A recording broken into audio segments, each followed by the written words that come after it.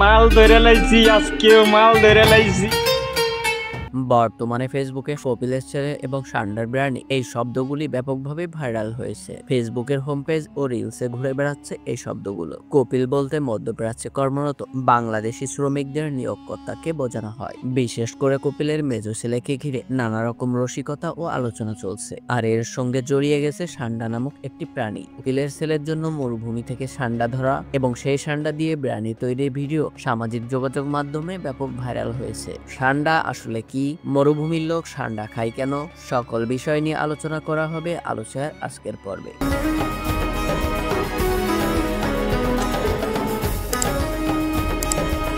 কোথা থেকে এলো এই সান্ডা ট্রেন্ড? এই ট্রেন্ড এসেছে কিছু প্রবাসী বাংলাদেশি ব্লগারদের ভিডিও থেকে, যারা সৌদি আরবের মরুভূমিতে কাজ করেন। তাদের অবসর সময়ে করা ভিডিওগুলো ফেসবুকে ব্যাপক জনপ্রিয়তা পেয়েছে। তাদের মধ্যে অন্যতম জনপ্রিয় ব্লগার হলেন আব্দুল মান্নান। তার ফেসবুক প্রোফাইল অনুযায়ী তিনি সৌদি আরবের দাম্মামে থাকেন এবং পেশায় ছাগল ও উট ইত্যাদি চড়ান। তার ভিডিওগুলোতে প্রায় দেখা যায় গাধা, উট, ছাগল এবং একটি বিশেষ প্রাণী কাঁটাযুক্ত লেজওয়ালা লিজার্ড, যাকে সবাই সান্ডা বলেই ডাকে।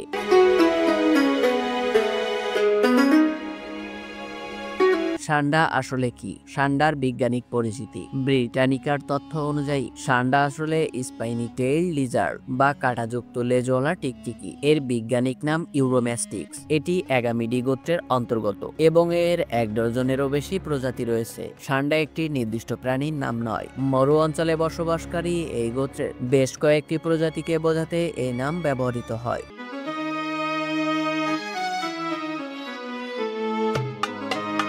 কোথায় পাওয়া যায় সান্ডা? সান্ডারা সাধারণত উত্তর আফ্রিকা থেকে ভারত পর্যন্ত বিস্তৃত শুষ্ক ও আধা শুষ্ক অঞ্চল জুড়ে বসবাস করে এরা। সৌদি আরবের মরুভূমি এদের অন্যতম প্রাকৃতিক আবাসস্থল।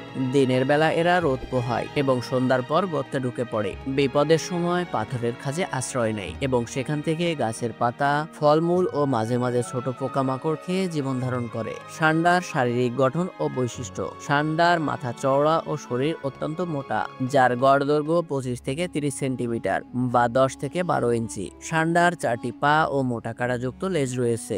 বিপদের সময় লেজ দোলাতে দোলাতে শিকারীকে ভয় দেখায়। সব প্রজাতির সান্ডা ডিম পাড়ে এবং প্রাপ্তবয়স্ক অবস্থায় নিরামিষভোজী হয়।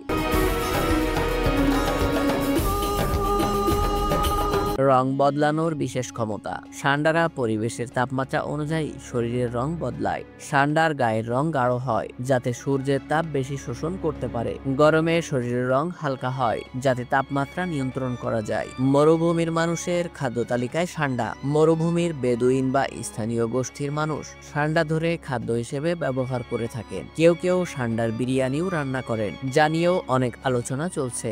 বর্তমানে ফেসবুকে সান্ডা নিয়ে যে আলোচনার ঝড় উঠেছে তা আসলে কিছু প্রবাসী বাংলাদেশি ব্লগারদের রসিকতাপূর্ণ ভিডিও থেকে জন্ম নিয়েছে। তবে এর সঙ্গে জড়িয়ে আছে মধ্যপ্রাচ্যের বাস্তবতা, প্রাণী বৈচিত্র্য এবং মানুষের কৌতূহল।